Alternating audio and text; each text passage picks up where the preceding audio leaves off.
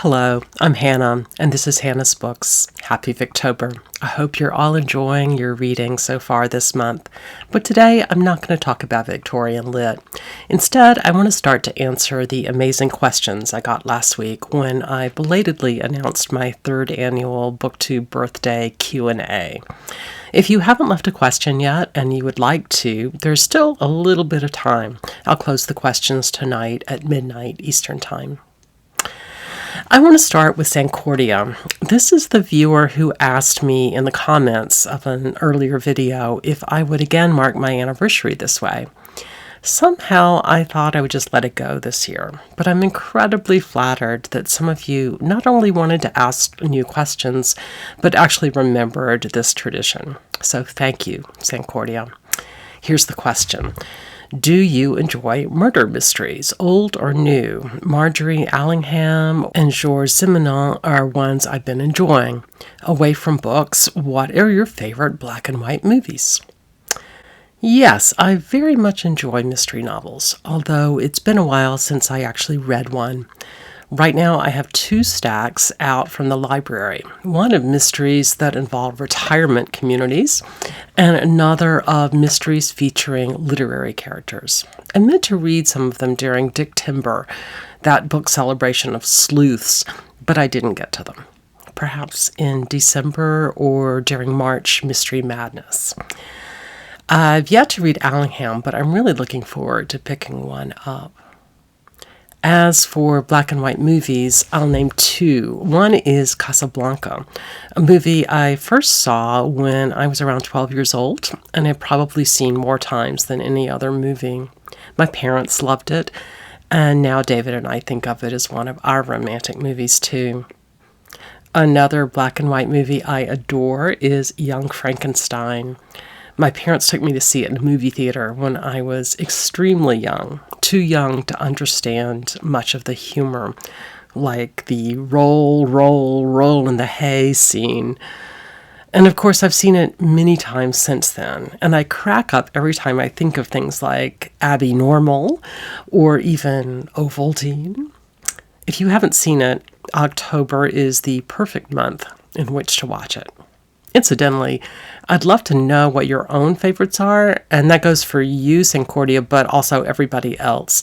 Tell me in the comments and help me expand my film TBV, to be viewed.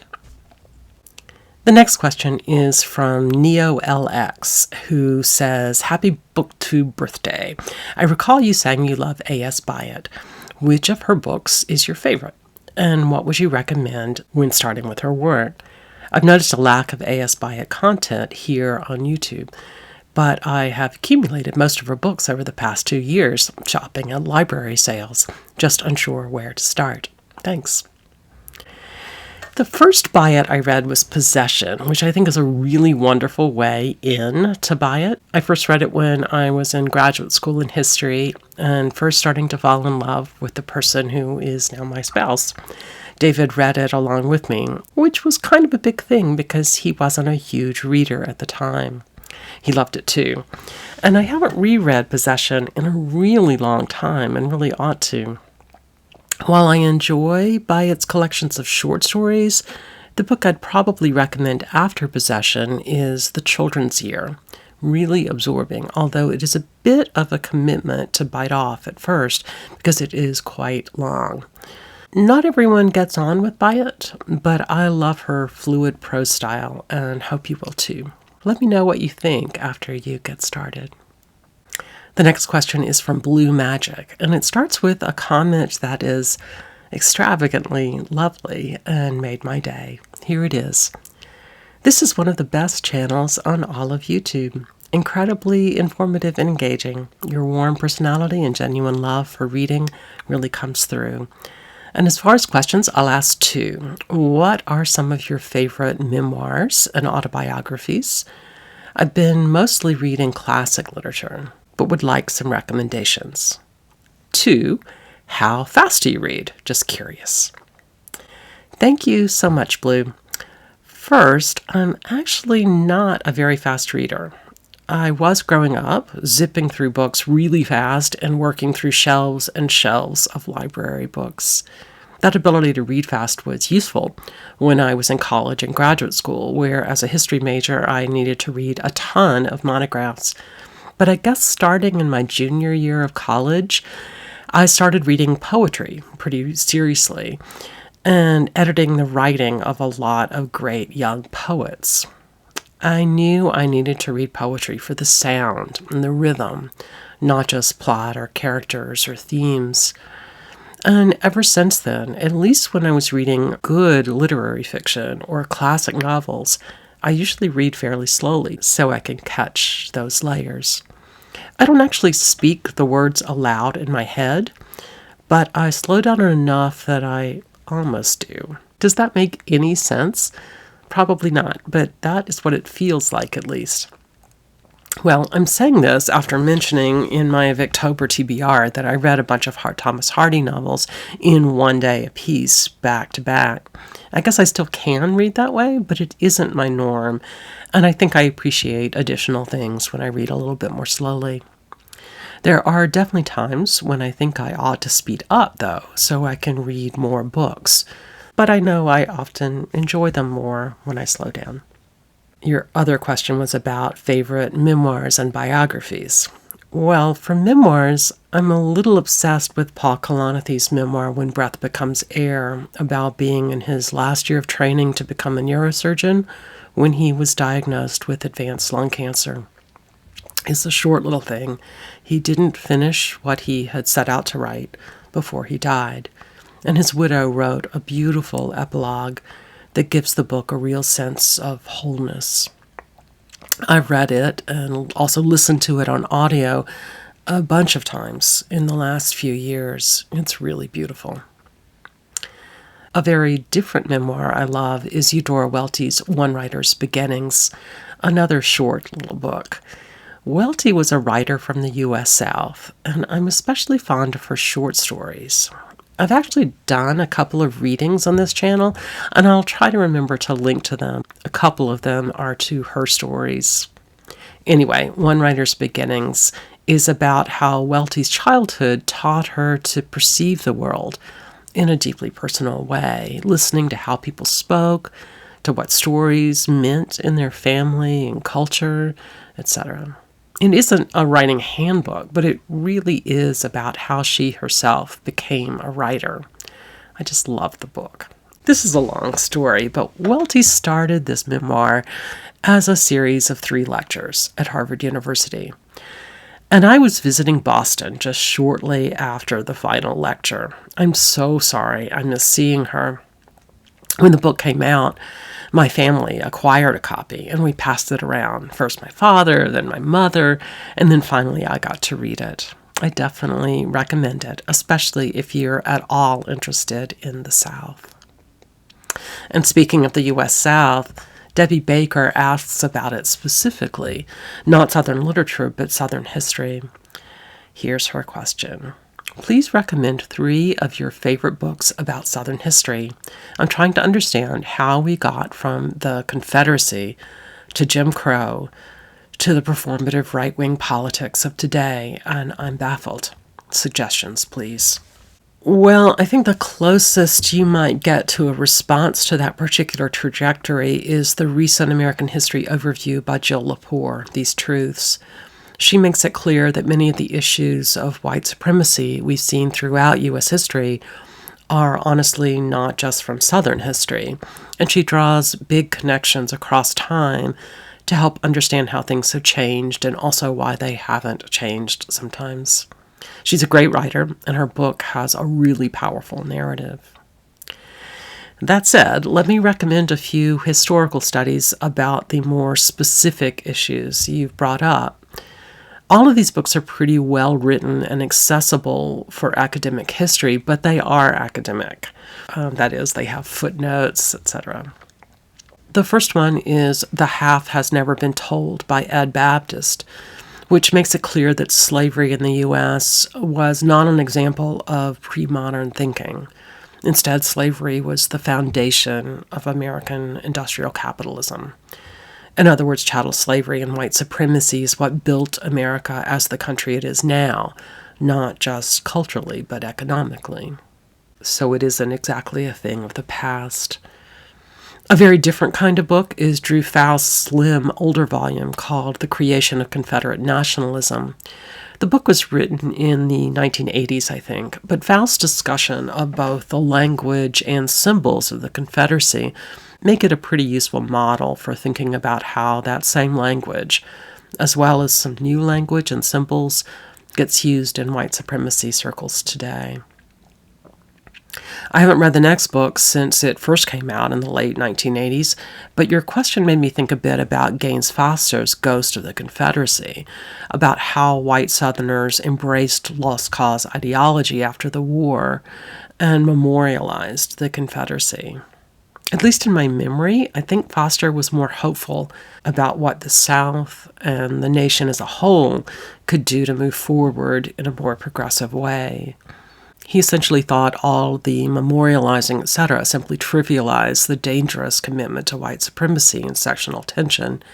I don't think an author today would see it that way. Instead of focusing on how white Southerners perceived how their region should be reconstituted, complete with that memorialization of Confederate ideology, you might want to consider a book like Henry Louis Gates' newish book, Stony the Road, Reconstruction, White Supremacy, and the Rise of Jim Crow. After the Civil War, the period of Reconstruction held enormous promise and potential.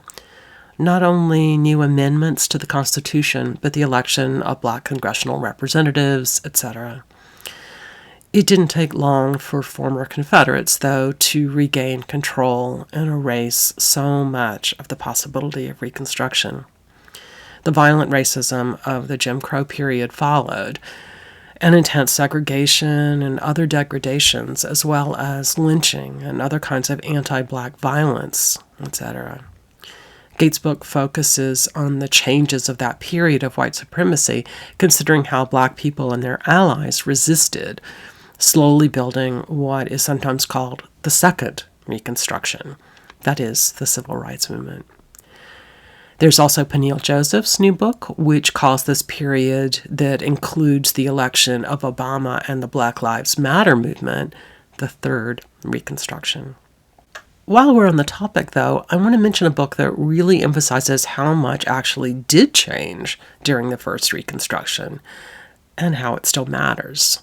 The 3 constitutional amendments that passed right after the Civil War were in many ways absolutely at the core for the kind of America that we saw develop during the Civil Rights Movement and other movements for various kinds of equity and equality. Eric Foner's newish book, The Second Founding, How the Civil War and Reconstruction Made the Constitution, shows us how these amendments are still the strongest tools we have for creating the democracy and equality in the United States if we and the Supreme Court really grapple with their deep power and meaning. I suppose I'm mentioning this just to point out that history is never a straight line, not a straight line of progress or of pain. Thanks, Debbie, for letting me talk a little bit about Southern historiography. But for those of you who aren't here for the history, let's go on. Scott Pearson writes, I'm working my way back into reading by taking the Bradbury Challenge. I wonder if you could recommend a multi-author collection of short stories. I've recently finished The World of the Short Story, edited by Clifton Fadiman, and would like to find similar collections. I really enjoy the variety that is not found in a single author collection. Well, thank you very much for letting me know about the Bradbury Challenge. Somehow I had never heard of it, and it sounds brilliant. If there are others who don't know it either, basically it is a riff on Ray Bradbury's suggestion that people should read one poem, one short story, and or one essay a night for 1,000 nights in a row. I am not sure I have a really great suggestion for you, unfortunately. To be honest, I really love short story collections by one author, and I especially love short stories with some sort of link, perhaps a really tangential link that connects one story to another. I guess my very favorite collection by multi-authors is kind of niche, but it's been a favorite for a long time. There's a new edition, apparently, from the one I had long ago. The collection is called Growing Up in the South and is edited by Suzanne Jones. It includes stories by everyone from Faulkner and Flannery O'Connor to Alice Walker and Ernest Gaines, and from Richard Wright to Ellen Gilchrist. Although all the stories are about growing up in the South, the differences in the experiences of characters from early to late 20th century, from racially or culturally different backgrounds, from gender and class differences, makes for quite a diversity of stories. Still, they have enough in common to make for some fascinating comparisons. And I guess it makes sense to talk about Southern stuff for a third answer in a row. The next question is from Bell Bottom Blues. Hi, Hannah. What is your favorite genre of books and music? In addition to academic history, especially social and cultural history, I love to read classics, from Jane Austen to the Victorians to the modernists. I read a bit of more contemporary literary fiction, although less than I probably should, as well as a lot of biographies, especially about authors and artists, etc., memoir, as I've mentioned earlier, and other kinds of narrative nonfiction. As for music, I grew up listening to a lot of classical music and jazz, as well as folk music from various regions in the U.S. South, as well as the British Isles. My father was a folklorist who traveled around collecting songs and stories from a wide range of people. When I was 25, I became deaf in one ear, and I've listened to a lot less music since then than I used to. I just don't appreciate it as much. However, my son is a fabulous musician. He studied classical violin when he was young and now plays fiddle, guitar, bouzouki, etc., in a lot of different kinds of settings. I miss getting to hear him practice regularly now that he is starting adulthood. But he plays for us every time he's here to visit. If I remember, I'll try to share a link to his rarely updated YouTube channel so you can check him out. Scallydandling About the Books says, Happy Booktube birthday, dear Hannah. I think I have a fair idea of your older reading favorites, so my question is, which author have you read for the first time since joining Booktube that has brought you the most pleasure or satisfaction?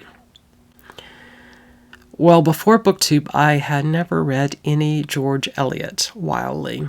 Just a few weeks after I started my channel, Kate Howell and a handful of other booktubers led a Victober add-on called Knit and Listen, where we all chose a knitting project to knit while we listened to an audio recording of Adam Bede. Although I didn't love listening to audiobook, I did love the book and picked it up in print to finish it that way instead. Amazing book. How could I not have read George Eliot before? I've read a lot more of her novels now, including the glorious Middlemarch and the wonderful Daniel Deronda, but I still have a few left. Also, in another embarrassing hole in my reading, I had only read Virginia Woolf's nonfiction until I started BookTube. When I was young, someone whose book taste I respected told me not to bother with her fiction, and somehow I fell for that. Now I wonder if he was just teasing me. But in March of 2020, just as the pandemic was starting, I read To the Lighthouse and Mrs. Dalloway and was totally hooked. Both Eliot and Woolf are now up there with my very favorite authors of all time. And of course, now that I have heard your question, I'm incredibly curious how you might answer it yourself. Well, the next set of questions comes from BJP Designs. Happy BookTube anniversary. I would love to see and hear more about your bookshelves and the room where you film your videos. I love the old world shelves and the old world ambiance it exudes. How do you organize your books? Where do you get your books? Do you like older editions and antique books? What genres are your favorites? And what is the significance of the little white mark near the bottom of the spine? Well, the majority of my books are actually downstairs, many in what used to be my study, but is now my spouse David's home office. My books still line the walls and are also piled in towers in each corner. But now David sits at the desk. And there is a pretty big secret about this upstairs bookcase. I gave a tour of this room as well as the rest of my books some time ago. It's actually my very favorite video I've ever made, and I'd love for you and anyone else who is curious to go check it out. I'll leave the link down in the description box and encourage you, again, to check it out. Well, I think that will do it for part 1 of my BirthTube Q&A. Part 2 will be coming sometime next week. Thanks for joining me here today on Hannah's Books. See you soon.